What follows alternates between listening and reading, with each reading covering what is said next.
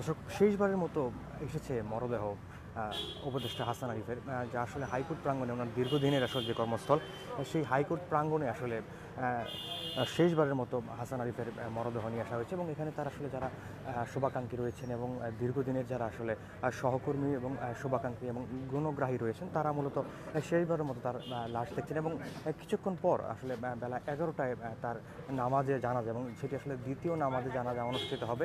এবং সেটি মূলত হাইকোর্ট প্রাঙ্গণের সামনে অনুষ্ঠিত হবে। এবং এই মুহূর্তে আসলে তার লাশটি মরদেহটা আসলে নিয়ে যাওয়া হচ্ছে সেই হাইকোর্ট প্রাঙ্গণের সামনে। এবং সেখানে মূলত যারা আসলে দ্বিতীয় নামাজে জানাজায় অংশগ্রহণ করবেন, তারা কাতারবদ্ধভাবে আসলে দাঁড়িয়েছেন। দর্শক, আপনাকে জানিয়ে রাখি, গতকাল আসলে দুপুরের দিকে, দুপুর 3টার দিকে আসলে শেষ নিঃশ্বাস ত্যাগ করেন বর্তমান অন্তর্বর্তীকালীন সরকারের উপদেষ্টা হাসান আরিফ। মৃত্যুকালে তার আসলে বয়স হয়েছিল 83 বছর। এবং তিনি মূলত হৃদরোগে আক্রান্ত হয়ে মারা গেছেন বলে আসলে ল্যাব এইড হাসপাতাল থেকে আসলে জানানো হয়েছিল। সব এই মুহূর্তে আমরা রয়েছি আসলে হাইকোর্ট প্রাঙ্গণে, এবং এইখানে তার লাশ এখন নিয়ে যাওয়া হবে আসলে জানাজার জন্য।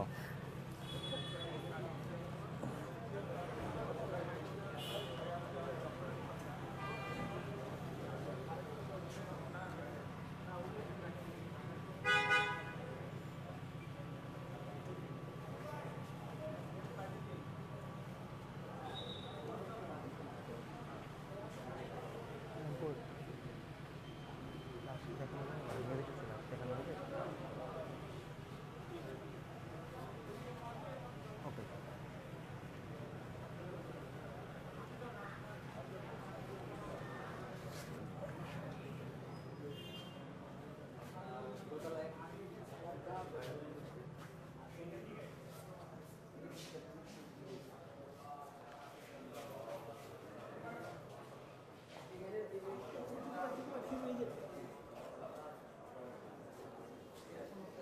আসেনি আসেনি আসেনি।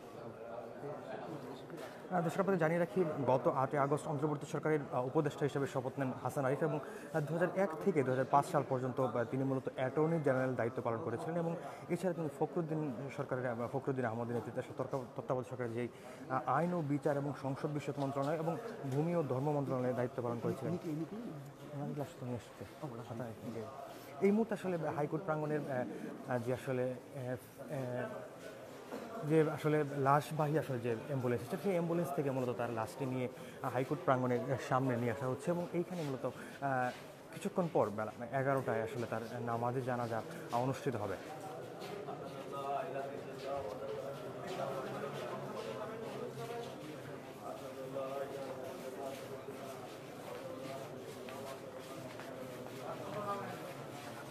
এই সময় আসলে তার যে দীর্ঘদিনের সহকর্মী এবং গুণগ্রাহী এবং শুভাকাঙ্ক্ষী রয়েছেন, তারা মূলত এখানে উপস্থিত হয়েছেন। এবং তারা এই মুহূর্তে আসলে লাশটি নিয়ে যাওয়া হচ্ছে হাইকোর্ট প্রাঙ্গণের সামনে। এবং সেখানে মূলত তার দ্বিতীয় নামাজে জানাজা অনুষ্ঠিত হবে।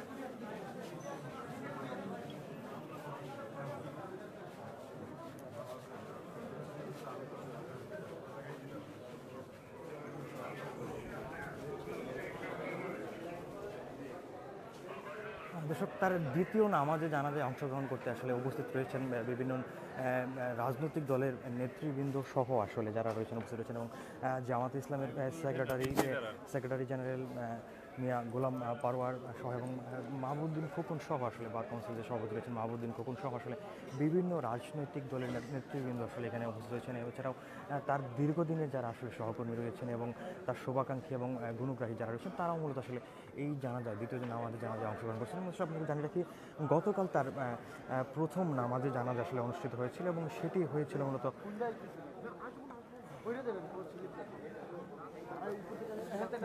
ধানমন্ডির 7 নম্বর বাইতুল আমান মসজিদে প্রথম নামাজে জানাজা অনুষ্ঠিত হয়েছিল। এবং বাদ এসে সেটি আসলে অনুষ্ঠিত হয়েছিল। এবং দ্বিতীয় নামাজে জানাজা মূলত এই মুহূর্তে এমন 11টায় শুরু হবে। এবং এখানে ইতিমধ্যেই উপস্থিত হয়েছেন বাংলাদেশ জামাত ইসলামের বিভিন্ন নেতৃবৃন্দ সহ আসলে যারা উপস্থিত বিভিন্ন রাজনৈতিক দলের নেতৃবৃন্দ আসলে এখানে উপস্থিত রয়েছেন।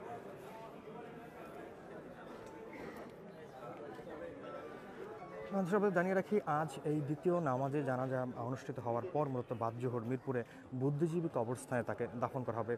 যেমনটি আসলে গতকাল সে গণমাধ্যমকে জানিয়েছিলেন বন ও পরিবেশ উপদেষ্টা সৈয়দা রিজওয়ানা হাসান, এবং তিনি যেমনটি আসলে জানিয়েছিলেন তার মেয়ে আসলে কানাডায় আছেন। প্রথমে সিদ্ধান্ত হয়েছিল যে আসলে তার মেয়ে দেশে আসার পর যে তার জানাজা দাফনের সিদ্ধান্ত নেওয়া হবে, তবে কিন্তু যেটি আসলে দীর্ঘ সময় লাগছে এবং তার মেয়ে আগামীকাল আসবে এবং রাতের দিকে আসার কারণে দীর্ঘ সময়ের কারণে সেই চিন্তাটি আসলে থেকে সরে আসছেন, এবং তেমনটি জানা যাচ্ছে তার অপেক্ষা করা হবে না এবং সেটি হচ্ছে না, এবং আগামীকাল মানে আজকে হচ্ছে বাদ জোহর তাকে বুদ্ধিজীবী কবরস্থানে দাফন করা হবে।